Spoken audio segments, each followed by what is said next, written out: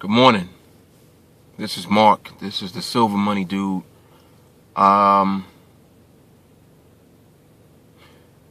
Made some interesting videos.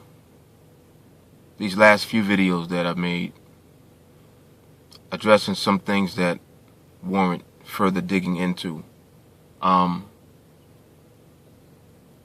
want to focus more on the condition of humanity. And I'm actually going to let this video be the one I've been wanting to explore for quite some time now. Comparing humanity to money and asking the question, humanity or money? That's the question. Title of the video is, you can serve humanity or you can serve money, but you can't serve both. Or humanity versus money, but you can't do both. Something along those lines. I'll get the title together. Don't worry about it. I'm telling you, don't worry about it like you care. I know you guys can care less what the title is, but anyway, so listen. Many of you know that I talk about an array of different subjects. I don't sugarcoat. I don't try to avoid whatever the subject matter is and whatever content goes along with it. I try my best to cover everything, every intricacy, if I can, at least to the best of my ability and to the best of my knowledge. There are many things I don't know. I don't claim to be a know-it-all or someone who knows more than other people, this, that, and the third. I just represent someone that has seen many layers of society, many layers of the condition of humanity. I've been exposed to racism. I've been exposed to discrimination. I've been exposed to the beautiful things that human beings do as well. You see, you can't limit the condition of humanity just to one thing based on your own small experience. So I try my best to include every experience that comes my way, whether it be good, bad, or indifferent. You can't thoroughly analyze a situation unless you cover the pros and the cons of it. That's just like me taking my life as an example and saying, oh, well, my life is the blueprint because of what my experiences have been. In no way is my life a blueprint at all. The only thing that I can do with my experiences is share them so that someone else can either become aware or someone else can potentially see that there is something else aside from what their own experiences have been. And that's how we learn from one another as people and as human beings. And that's hopefully what, through this video, I'll help to uncover as far as people going back and forth and taking sides. I've been doing a lot of research and investigation into the Venus Project. I know that you guys have heard me mention the Venus Project several times now. Jacques Fresco.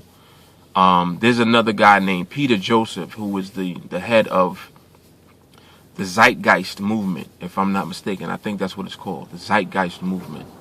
And for some time, the Zeitgeist movement had supported the Venus Project. And now, from my understanding, they don't support the Venus Project anymore. So you're always going to have differences of opinion. You're always going to have, sides and that type of thing. But what we can't allow to happen is for the sides for the progress of humanity to become so divided that nothing gets done. It's not about fixing everything all at once or with one way. It's about combining the knowledge, the collective knowledge and consciousness of intelligent thinking and positive-minded, like-minded individuals, and combining that thought or combining those experiences, combining that knowledge and that information. It's just like if you take scientists and engineers, you don't have one engineer or one scientist who figures everything out. You have a combined collective accumulation of knowledge and information that comes together to solve problems. There are certain problems that have yet to be solved. World hunger, world poverty, discrimination. I mean, the list goes on and on. I'm just naming a few of the biggies to me because I think that it's ridiculous that we haven't solved certain problems. Why are there still hungry people on the planet? When there's more than enough food available, there's more than enough resources available to provide not only food, but shelter, clothing. Everything that you and I are used to having can be provided for everyone. And we can create a stream of production that's so high that whatever you want from whatever is available, from whatever is produced and is made, is yours for the taking without a price tag. See, that's why I'm more so lean towards the concept of the Venus Project. The Venus Project is not just about, robotics and machines taking over the world and machines controlling humans. It has nothing to do with that. I mean, a lot of people are misguided when they read and when they seek out information because they might be, listening to or taking information and bits and pieces of information from different places instead of going to the source itself. My suggestion to you is to go directly to thevenusproject.com, directly to the founders, Jack Fresco. There's another lady, her name is Michelle something. I forgot exactly what her name is. But the lady that he's associated with, one of the founders, he did an excellent video called Paradise or Oblivion. He works with a lot of engineers and scientists and video people and technical people. And they get things done. If you look at the concepts behind the Venus Project, they're not far-fetched as far as what it is that we seek out in religion. And I'm not talking about utopia and heaven. I'm talking about just when you read basic stuff. Let's take the Bible as an example. And this is another video. I'm going to do a video called Thy Will Be Done on Earth. Because if when Jesus was here, in his prayer, he says in the prayer, in the Lord's Prayer, and if you have read the Bible, you know exactly what I'm talking about. In the Lord's Prayer, he says, Thy will be done on earth as it is in heaven. Meaning that the conditions that are in heaven, he's praying for those conditions to be on earth. He's not praying for you to try to get into heaven. He's praying for heaven to be brought to earth. In other words, the conditions that exist in heaven, which obviously is no poverty, no hunger, no crime, no stealing, no prostitution, no gambling, no drug dealing. The list goes on and on. No killing. If those conditions exist in heaven, and even if heaven is not necessarily a physical place, if heaven is a concept of what the potential of humanity is, and he's praying or asking for that condition to be brought to earth. You guys kind of see where I'm going? That's what his prayer is. That's how he actually taught you to pray. Thy will be done on earth as it is in heaven.